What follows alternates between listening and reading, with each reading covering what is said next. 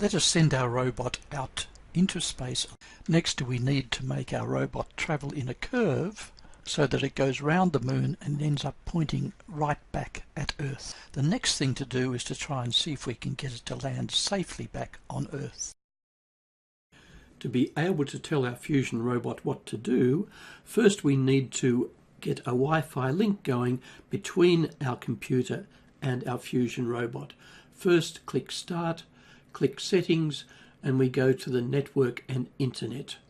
Now, if we click on Network and Internet, we can find that we can check to see what the available networks are. We find that we've already started up our fusion robot some time ago and it's already connected. So let's start up our Chrome browser and type in 192.168.50.1:8080, and this will take us via use of the Chrome browser and allow us to log in to the fusion robot. We can log in as a user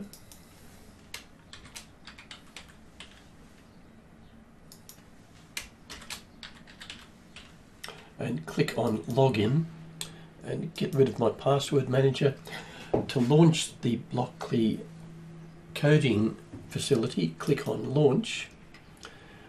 We'll make a couple of changes here. We'll change the mode to Basic because that's what we'll be programming at.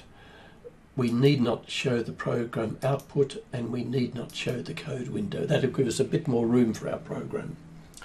The first thing we need to do is to get a speed for our robot as it goes around the moon.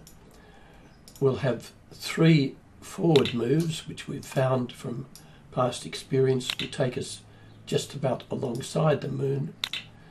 To save time, let us look at a completed program just here.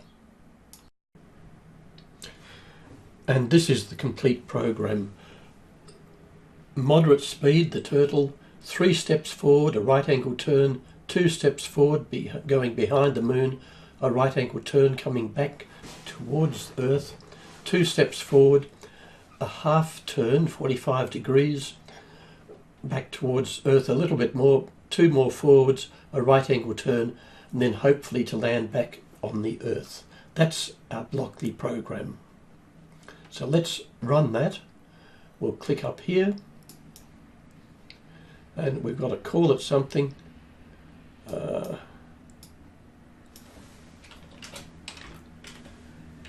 Moon 2 version 2, we might say.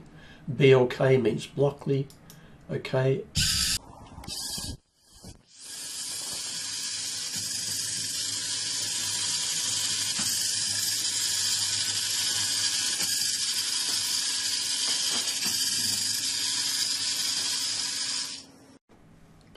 And it works beautifully. We've only used the basic Blockly command so far. Look at the next tutorial to find out how to use some more advanced Blockly commands. Have fun. Thanks.